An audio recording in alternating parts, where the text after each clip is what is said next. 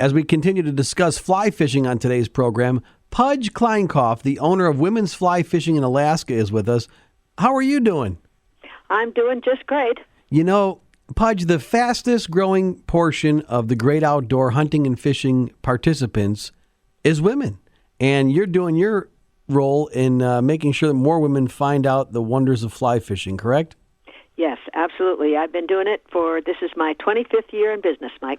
And how did you get started fly fishing? Well, my son actually started and always caught more fish, so I figured I better learn how to do that. So I did, and then very, very quickly, my friends and just women I would meet on the river, stuff would start, asking me where I learned, how I learned, if I taught women, and so pretty quickly I thought, there's a small business niche here, and so I decided to fill it, and I've been in business ever since.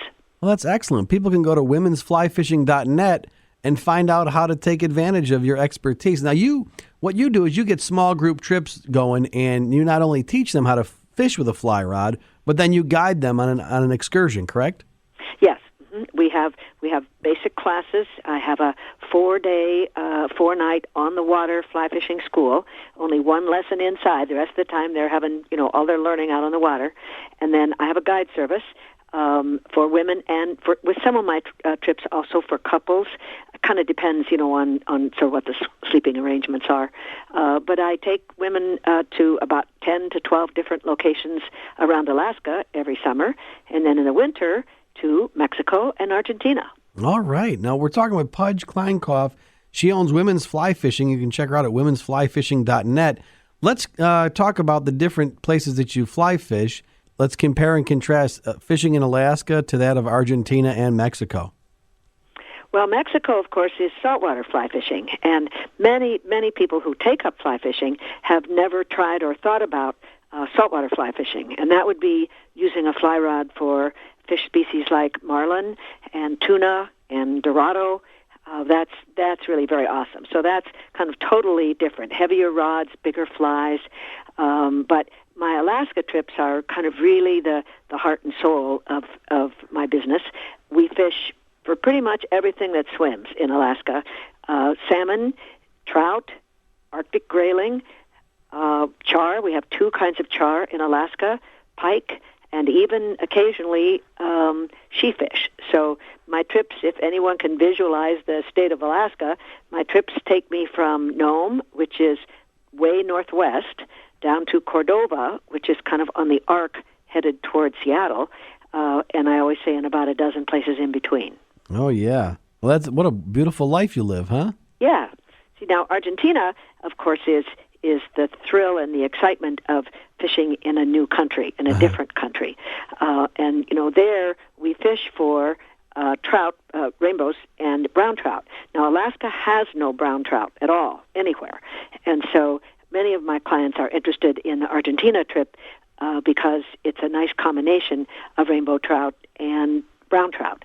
And in some of the lakes there, we also can get to fish for brook trout. They are planted brook trout, but they grow pretty big over there in some of those lakes. And then, of course, the beauty of Argentina is its scenery, its history, and its wine.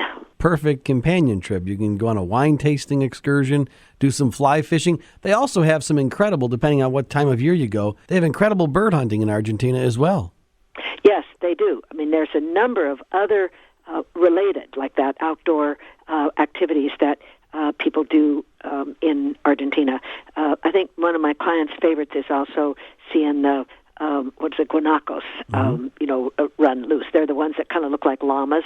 So there's lots of wildlife. Last year we saw some wild pigs on the river, and wonderful, just flocks of birds, all different kinds of birds. So it's really quite a trip. We do it in January, of course, too. So that means, we're down in Argentina in their summer. So that's kind of a nice getaway for people in the United States in the winter. We're talking with Pudge Kleinkauf. She's the owner of Women's Fly Fishing. You can go to womensflyfishing.net. And women are always better gun shots and archery shots than men. They don't let the macho competitive stuff get in the insecurities get in their way. Is it the same for fly fishing? Well, in many cases, I don't know that women are necessarily better. I mean, it's all how you determine and define better. You know, whether better means better casters or catch more fish or whatever. But women are particularly good at fly fishing because I think they understand the finesse of doing the cast and making the cast. You're right. They also are. I have very little ever competition. You know, I caught more fish than you caught, and they really get into the whole out-of-doors experience, I think, in a way that some men do, but I think not perhaps as many men do. I mean, women are always asking me, what is that flower? What is that tree? Look at those birds. I think that makes it a whole experience for them. The catching of fish is just kind of the frosting on the cake. Well, there's a gracefulness that women possess that men don't, and it's perfectly fitted to the poetic ballet that is fly fishing. Absolutely. That's great. Absolutely. Now, if people want to find out more information about the trips you offer, womensflyfishing.net, and if they want to book a trip, is there a number they can call?